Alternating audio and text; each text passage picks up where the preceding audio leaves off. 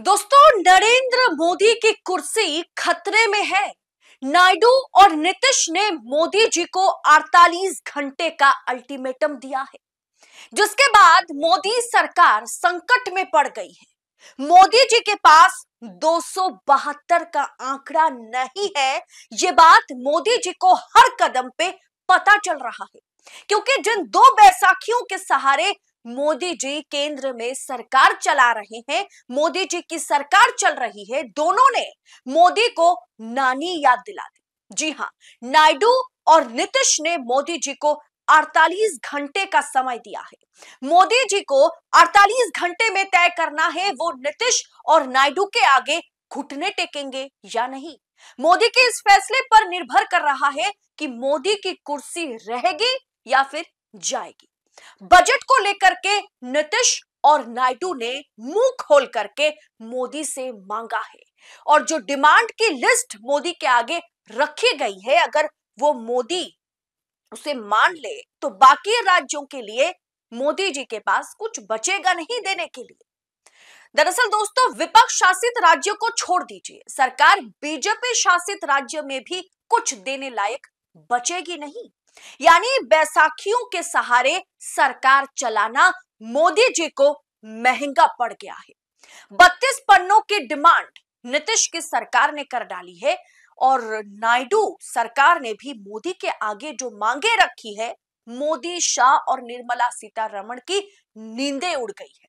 दोनों की डिमांड क्या है, आपको मैं डिटेल में बतलाऊंगी कि ठीक कितने लाखों करोड़ का मामला है ये, जिसके चलते मोदी जी पूरी तरीके से फंस चुके हैं। लेकिन पहले आप इस समीकरण को देखिए। आपके स्क्रीन पर ये जो समीकरण है, आपको समझ में आएगा कि क्यों ये डिमांड की लिस्ट ने मोदी, शाह की नींदें हराम कर दी है।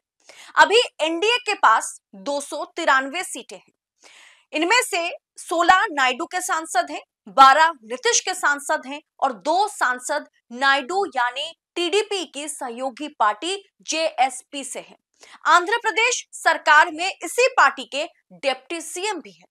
ऐसे में 293 में से अगर नायडू के 16 सांसदों को हटाया जाए, नीतीश के 12 सांसदों को माइनस किया जाए और टीडीपी सहयोगी जेएसपी के 2 सांसद भी समर्थन वापस ले लेते हैं, तो एनडीए यानी 272 -16 -12 -2 इज इक्वल टू 263, यानी 263 पर पहुंच जाएगा एनडीए।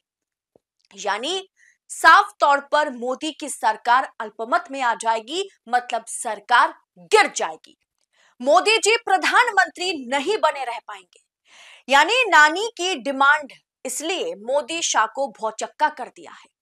पहले बिहार की बात करते हैं, क्योंकि सामने बिहार में विधानसभा का चुनाव है। बिहार सरकार ने 32 पन्नों की, जी हां 32 पन्नों की डिमांड रखी है। मोदी सरकार की फंड से बिहार सरकार चाहती है कि पिछले साल बिहार को 98,900 करोड़ रुपए की फंडिंग की गई थी, और इस बार नीतीश सरकार चाहती है कि मोदी सरकार उसका डबल, यानी 58,900 करोड़ का डबल, उससे भी ज्यादा, करीब करीब 1.5 लाख करोड़ के आसपास। खबर यह है कि 1.5 लाख करोड़ की मांगे रखी गई है। नीतीश सरकार ने मांगे रखी है मोदी के आगे। नीतीश सरकार चाहती है कि 25,000 करोड़ रुपए का ब्याज मुक्त कर्ज मिले बिहार को। सोचिए, ब्याज मुक्त कर्ज बिहार को मिले 25,000 करोड़ का। प्रधानमंत्री ग्राम सड़क योजना के लिए 48,000 करोड़, यानी कुल मिलाकर के देखा जाए तो करीब करीब 50,000 करोड़ रुपए का आवंटन करे सरकार। बाढ़ रोकने के लिए 13,000 करोड़ की फंडिंग सरकार जो है, नीतीश सरकार जो है, वो मोदी सरकार से चाहती है। यानी 1.5 लाख करोड़ में से यह सब कुछ इंक्लूड किया गया है। साथ में केंद्र से राज्य के सकल घरेलू उत्पाद यानी ग्रॉस स्टेट डोमेस्टिक प्रोडक्ट के 1% के बराबर अतिरिक्त कर्ज के लिए, जी हां 1% के बराबर अतिरिक्त कर्ज के लिए राज्य की उधारी बढ़ाने की भी अनुरोध की गई है। बिहार चाहती है बिहार सरकार की 26 जिलों में, खासकर उत्तरी क्षेत्र में एक मजबूत जल निकासी प्रणाली के साथ साथ ट्रांसपोर्टेशन के लिए नए पुल ट्रांसपोर्टेशन के लिए नए पुल और पुलिया का निर्माण हो। दरअसल जेडीयू के नेता ने यह दावा भी किया है कि नेपाल सरकार की सहमति से एक उच्च बांध बनाने की योजना है। इससे क्या होगा कि जो तमाम नदियां हैं, गंडक है, कोसी है, कमला जैसी नदियों में हर साल आने वाली जो फ्लड है, जो बाढ़ है, उसे नियंत्रण करना संभव होगा इससे। और इस काम को पूरा करने के लिए बिहार सरकार ने मोदी सरकार पर दबाव बनाना शुरू कर दिया है। चुनावी राज्य अपनी अर्थव्यवस्था को बढ़ावा देने के लिए हाई स्पीड कॉरिडोर चाहती है, एक्सप्रेसवे कॉरिडोर, और नेपाल के पशुपतिनाथ को या उस कॉरिडोर को पशुपतिनाथ, देवघर, झारखंड और बिहार के अन्य हिस्सों को जोड़ने के लिए 250 किलोमीटर के ग्रीनफील्ड रोड कॉरिडोर की निर्माण की मांग भी बिहार सरकार ने मोदी जी के सामने रख दी है। बिहार सरकार चाहती है कि अंतर्राष्ट्रीय हवाई अड्डा ये बने, और साथ ही साथ भागलपुर में भी ग्रीनफील्ड बनाना चाहती है बिहार सरकार। दरअसल दोस्तों, राज्य ने सोलर पार्क बनाने के लिए भी प्रस्ताव मांगा है। मतलब बिहार ने मोदी को तगड़ा झटका दे दिया है। नीतीश की सरकार ने जो मांगे रखी है उसे मोदी जी लपेटे में आ गए। दूसरी तरफ आंध्र प्रदेश के लिए मोदी सरकार से नायडू ने मुंह फाड़ के मांगों की बौछार लगा दी है। आंध्र प्रदेश के मुख्यमंत्री चंद्रबाबू नायडू बहुत ही सोच समझकर डिमांड्स जो हैं वो मोदी के सामने रखे हैं। दोस्तों, चंद्रबाबू नायडू पोलावरम सिंचाई परियोजना और Amravati capital city master plan को पूरा करने के लिए और फंड की डिमांड कर रहे हैं। उन्हें और फंड चाहिए। दावोस से लौटते समय नायडू ने बकायदा निर्मला सीतारमण से मिलने के लिए वो दिल्ली में रुके हुए थे, क्योंकि उनको निर्मला सीतारमण से पोलावरम और अमरावती पर काम में तेजी लाने के लिए, उस काम को पूरी तरीके से कंप्लीट करने के लिए उन्होंने जो मांगे रखी है उसे लेकर के वो वित्त मंत्री से बात करना चाहते थे। और इसी के चलते उन्होंने निर्मला सीतारमण से मुलाकात करने के लिए दावोस से लौटते टाइम दिल्ली में वो रुके थे। निर्मला सीतारमण की अध्यक्षता में एक बैठक में केंद्र से नदी जोड़ने की परियोजनाओं को प्राथमिकता देने का भी अनुरोध चंद्रबाबू नायडू की सरकार ने की है। पिछले साल के बजट में केंद्र ने, मतलब सेंट्रल गवर्नमेंट ने, मोदी सरकार ने नई ग्रीनफील्ड राजधानी अमरावती के विकास के लिए 15,000 करोड़ रुपए की विशेष सहायता राशि जो है प्रदान की थी। साथ में पोलावरम परियोजनाओं और मेट्रो कनेक्टिविटी के लिए 50,000 करोड़ की फंडिंग सरकार ने की थी। सेंट्रल गवर्नमेंट ने ये राशि जो है नायडू सरकार को दी थी। और अब नायडू चाहते हैं कि पिछले बजट में जितना अमाउंट सरकार को मिला है उससे कम तो नहीं मिलनी चाहिए। पिछले बजट में आंध्र प्रदेश की सरकार को करीब 70,000 करोड़ की फंडिंग की गई थी, केंद्र सरकार ने फंड किया था। और इस बार उससे कम में नायडू संतुष्ट नहीं होंगे।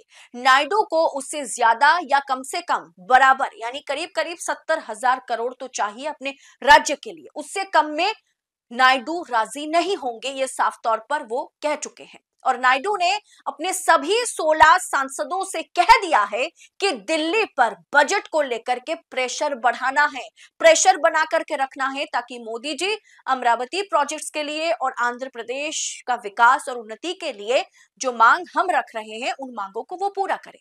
सिर्फ 2 राज्य को अगर 2.5 से 3 लाख देना पड़ जाए तो बाकी राज्यों का क्या होगा? इसके अलावा डिफेंस से, रेल से हजारों क्षेत्र हैं दोस्तों, जहां सरकार को बजट में हर एक क्षेत्र के बारे में दिमाग में रख करके कदम चलने होंगे।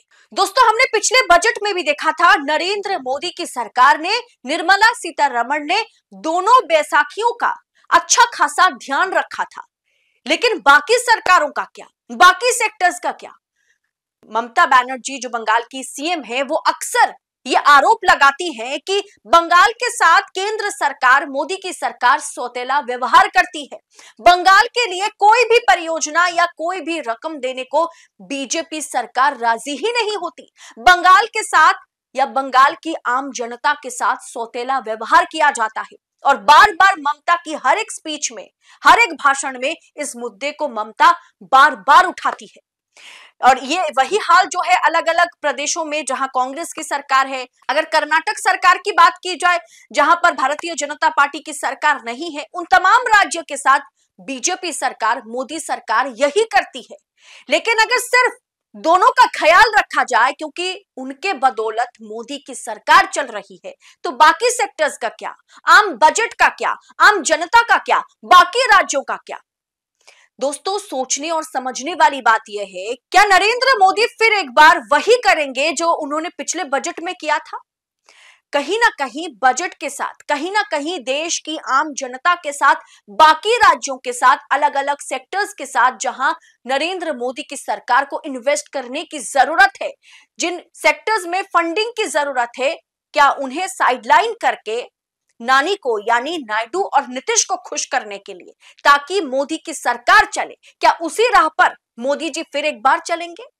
और अगर उसी राह पर मोदी जी चलते हैं तो इतना तो साफ है कि देश की आम बजट के साथ, जिस टैक्स पेयर के पैसे से यह बजट बनती है, उसी बजट के साथ फिर एक बार मोदी की सरकार समझौता करेगी, ताकि मोदी की केंद्र में, दिल्ली में सरकार बनी रहे। मतलब मोदी सरकार को नायडू और नीतीश इस तरह से धड़ दबोचा है कि वो किस डिमांड को ग्रीन सिग्नल दे, किस डिमांड में हामी भरे और किसे रोक दे, अब ये मोदी, शाह और फाइनेंस मिनिस्टर निर्मला सीतारमण के लिए समझ पाना मुश्किल है।